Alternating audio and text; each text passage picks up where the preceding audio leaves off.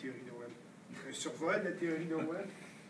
En gros, sur Pinnacle Web, parce que c'est plus là-dessus qu'on avait du concret, qu'on pouvait travailler facilement. Ensuite, des références, puis la méthodologie de travail que Martin va présenter vers la fin. Fait que si on vient à OM, on a fait, quand on vient, il y a les mots-clés, des choses comme ça. Mais la première chose qu'on a définie, c'est qu'on a défini les termes importants de OM. Premièrement, ce qu'est OM, ce qu'est une modélisation organisationnelle, c'est vraiment un exercice de visualisation, puis je vais vous le montrer. Quand je vais vous montrer, je vais vous faire un petit survol tantôt des cartes, juste de la façon que 3 groupes regardent la même théorie, la même méthode, puis qui arrivent avec des conclusions différentes. C'est vraiment un exercice de visualisation. Qu'est-ce que tu as comme information? Nous autres, le gros du travail qu'on a trouvé important, c'était vraiment les couches du modèle. OM se sert de ça justement comme une couche de raffinement des modèles, puis c'est vraiment la base de la méthode. Fait qu'il il y a 6 couches, puis c'est les 6 couches qu'on s'est servi comme verbe souvent. Fait qu'il y a la définition, l'élaboration, spécification, alignement, réalisation, puis exécution. Fait que c'est vraiment, je dirais, ce qui fait pour développer un processus, c'est ça qu'il faut utiliser. Step by step, sauf, je ne l'ai pas écrit dans le texte, je l'ai réalisé quand j'organisais mes slides ce matin. Il ne faut jamais oublier que ce n'est pas juste dans un sens. C'est qu'il y a vraiment un retour en arrière. Fait à chaque fois que tu fais une étape, tu réévalues si c'était correct. Tu vois, OK, j'ai oublié tel facteur, fait que tu reviens en arrière. Fait que c'est vraiment un processus qui est dynamique, qui est organique. Fait qu'on va aller vite parce que sans ça, on va. Fait qu'il y a les molécules. On définit ce qu'est une molécule. C'est vraiment ça, c'est la molécule de base de OM. C'est ça qui définit en tant que tel chaque processus, des choses, qui définit chaque processus en tant que tel. Fait que, on a mis quelques molécules, fait que je ne sais pas par rapport à l'examen, fait qu'on a mis quelques molécules pour que ça soit facilement l'accès. Il y a information, il y a processus, il y a culture.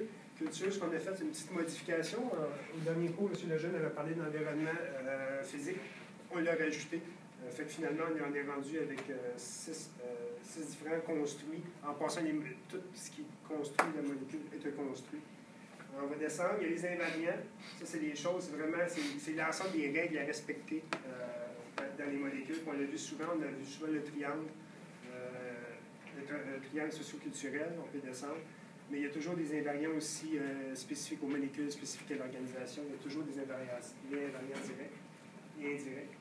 Un pattern, fait qu'on voit ici les molécules dans l'organisation, toutes les molécules de façon qui s'alignent, on va faire des patterns. Puis qu'est-ce qu'on voit? Est-ce qu'on voit les patterns? Non, on ne voit pas les patterns, on voit vraiment les caractéristiques organisationnelles. Fait que celui qui voit de l'extérieur ne voit pas tout ça. La beauté son nom. C'est ça. Fait que lui, tout ce qu'il voit, c'est le résultat. Fait que nous autres, ce qu'il faut qu'on travaille, c'est justement pour ça, pour donner ce résultat-là. C'est ce qui constitue l'avantage confidentiel des compagnies. C'est ça. Absolument. Cognizant est un excellent exemple. Comment bien comprendre Cognizant? On peut comprendre les caractéristiques émergentes, mais comment bien comprendre le tricotage de patterns qui existe? C'est pas évident. C'est ça. Ensuite, il y avait la cristallisation, l'instanciation. Cristallisation, de façon simple de le voir, moi je suis un chimiste de formation, fait une cristallisation, souvent, tu as une solution qui est totalement liquide. Tu vois rien dedans, puis tout d'un coup, pop, elle va devenir, tu vas avoir des cristaux qui vont se former, des choses comme ça. C'est vraiment ça, il y a quelque chose qui existe, puis quand tu le cristallises, tu le vois, tu le réalises. Fait, quand vous voulez voir une cristallisation, c'est justement cette partie du non défini ou défini. L'instanciation, les contrats, c'est vraiment une chose, ça c'est vraiment là-dessus que OM se base pour construire sa méthodologie. C'est de construire des contrats pour chaque petite parcelle des processus. Les contrats sont divisés en 5, en 4, excusez. Il y a les invariants, le déclencheur, précondition, post-condition. Fait que peu importe si on descend un petit peu plus bas, c'est bon. Peu importe ce qui rentre dans un processus, des choses comme ça, bien, il y a les intrants, il y a besoin des préconditions pour rentrer dans le processus. Puis quand il va sortir en extrant, c'est parce qu'il va avoir accompli ses post-conditions. Les invariants viennent influencer justement puis le déclencheur, justement, c'est une règle, c'est quelque chose qui fait que, OK, là, on commence la molécule. OK, puis ensuite, il y avait une technique pour formuler les processus. Ce qu'on a mis là, c'est ce que M. Lejeune nous avait envoyé. Il nous avait envoyé un document Word à un moment donné avec toutes les étapes. Vous voyez ici, je pense qu'il y a 5 étapes dans le document qu'il nous a envoyé. Parce que souvent, il y a des étapes qui combinent 2 des couches de OM. Fait que si on va sur l'autre slide, ce qu'on a fait sur la page 2.2, je pense. Ce qu'on a fait, c'est pour aider pour l'examen, on a décidé d'élaborer ça un petit peu plus, puis justement de formuler le processus, d'y aller étape par étape. Parce que des fois, en lisant le document, c'est complexe un petit peu pour se faire. Qu'est-ce qu'on a fait? C'est qu'on a pris les techniques notées sur les cartes.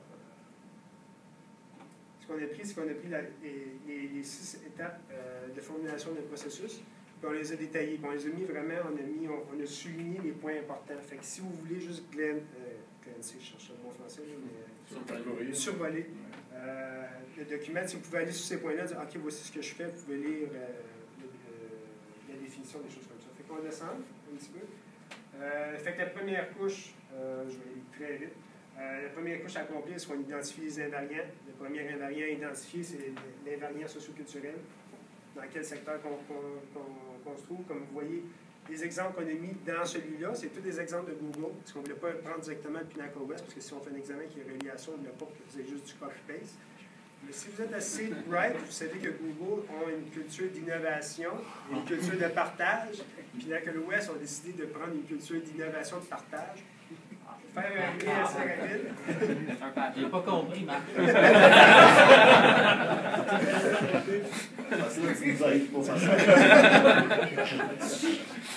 Non, mais trop tard, l'examen il est fait, c'est pour ça que j'ai dû attendre à la dernière minute. Mais il reste encore 2 heures changer ça. Oui, c'est ça.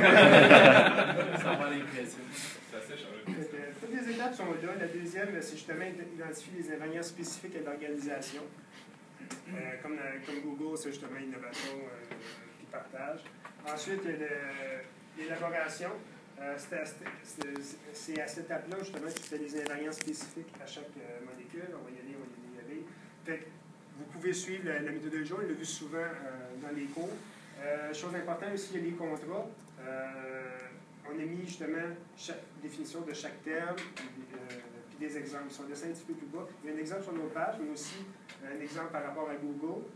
Puis, si on descend sur celui-là ici, qui a été fait par un des ingénieurs, je pense, du Corgi. C'est-tu Corgi ou c'est... Oui, je pense pas que c'est ça. Puis, si vous l'agrandissez, c'est plus facile à voir, mais il y a beaucoup d'exemples. Des fois, tu sais, on cherche comment je fais un contrat, des choses comme ça. Ça donne des exemples, ça donne des points de référence. Vous pouvez vous en servir un petit peu. Beaucoup d'exemples de contrats puis d'invariants. C'est ça. Fait que, des fois, ça vous donne juste le petit kit pour vous partir, puis après, vous pouvez vous enchaîner. Si, mettons, vous avez un examen. C'est ça. Juste comme ça. Donc, tu cherches, ouais, Puis ensuite, il y a les couches d'alignement. Justement, les molécules, il faut qu'ils soient... Tous les construits de la molécule, il faut qu'ils se renforcent l'un l'autre, justement, pour que la molécule soit efficace ou qu'elle soit utile. Ensuite, les molécules dans le pattern, il faut qu'ils se renforcent l'une l'autre, justement, pour que le résultat soit là.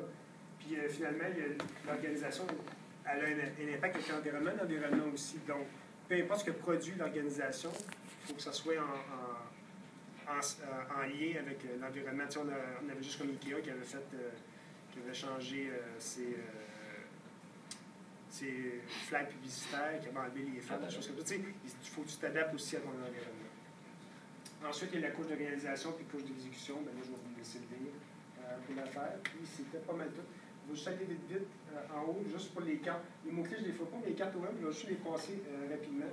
Ça, c'est la carte qu'on avait faite, nous autres. On avait quand même une section quand même limitée de la méthode de web.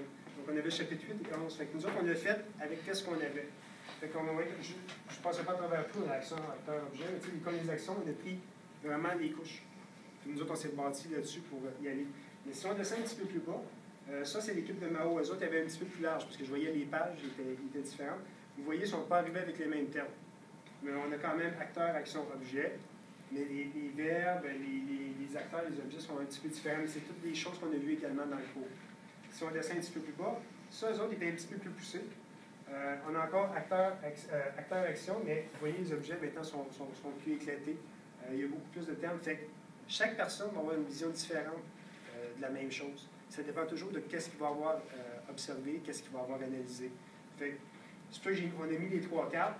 Les 2 dernières cartes, des fois, on ne fait pas directement les liens. La première, nous autres, on faisait plus de liens avec la première. Mais c'est justement, c'est un exercice de visualisation. Fait qu'il n'y a pas vraiment de mauvaise méthode de le faire. Tant que vous avez un rationnel, tant qu'il y a une logique dans ce que vous faites. Excellent. Moi, je voulais passer rapidement. Un peu sur la méthodologie. Dans le fond, je ne veux pas répéter ce que tout le monde a fait. Beaucoup d'équipes ont eu l'insight avec l'exercice qu'on a fait avec M. Lejeune. Dans le fond, chacun prend une feuille, écrit 10 mots. On se met en équipe de 2, en équipe de 4 pour partager. Puis en bout de ligne, on se ramasse avec une carte. Dans OM, vu qu'on avait un peu le mandat de faire le as is to be, dans le fond, c'était un peu de diriger les équipes vers certaines tangentes.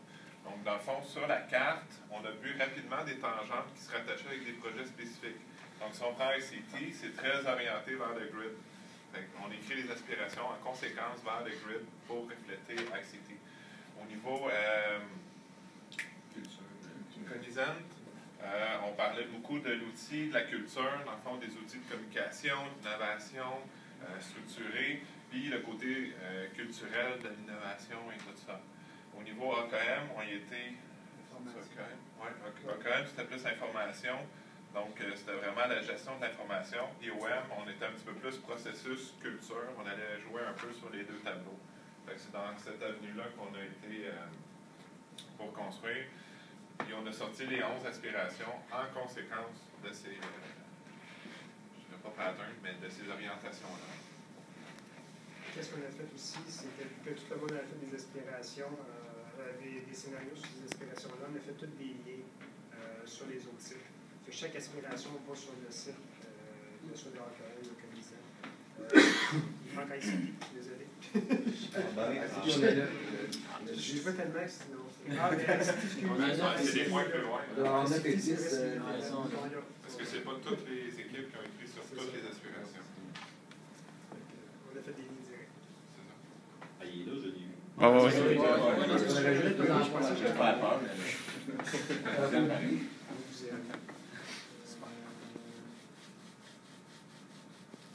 Puis en terminant, c'est ça, on a parlé beaucoup du Smart Grid. Donc sur AKM, j'ai été amené à me poser la question, c'est quoi le Smart Grid? Donc en gros, j'ai écrit une portion du Smart Grid en résumé dans AKM. Puis là, je me suis dit, pourquoi pas le refaire, mais un petit peu plus exploser au niveau de OM. Donc dans le fond, le Smart Grid, il y a plusieurs littératures à ce sujet-là, mais en gros, on peut trouver des invariants, notamment le nivellement de la demande. Le but, c'est simple, c'est d'utiliser de façon efficace un réseau électrique. Tout réseau est confronté à des demandes extrêmes. Puis évidemment, si on construit une centrale électrique à toutes les fois qu'on voit une hausse de la demande, évidemment, on ne serait plus rentable parce que autant qu'il y a des fortes pointes de demande d'électricité, il y a des périodes où c'est anémique. Comme construire un pont chaque fois que le trafic augmente. C'est ça, tu sais. Fait que le but, c'est de niveler la demande et d'essayer de déplacer la demande des pics vers des portions de temps là, où est-ce que c'est moins en demande. Dans le fond, c'est mieux d'utiliser notre espace de temps. En gros, c'est ça.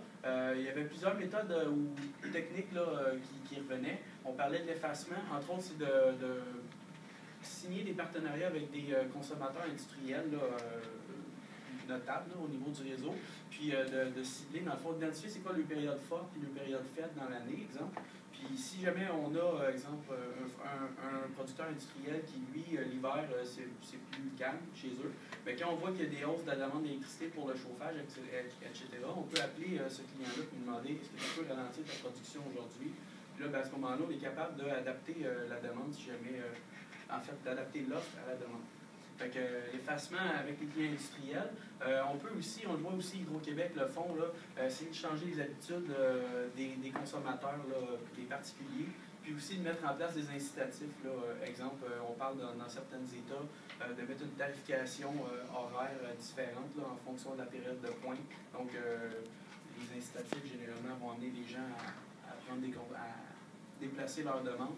Ensuite, on parle aussi de la décentralisation. Pas mal toutes les littératures à ce sujet-là parlent de décentraliser la production, varier, dans le fond, les moyens de production.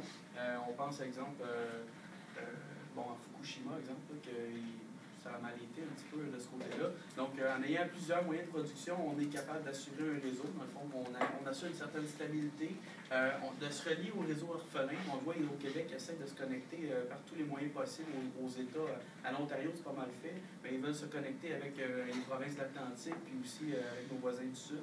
Donc ça, plus on se connecte avec les autres réseaux, plus on va bénéficier de la force de réseau Si jamais on a trop d'électricité, on peut la prendre. Si on a besoin, on peut aller l'acheter. Puis en décentralisant, ça amène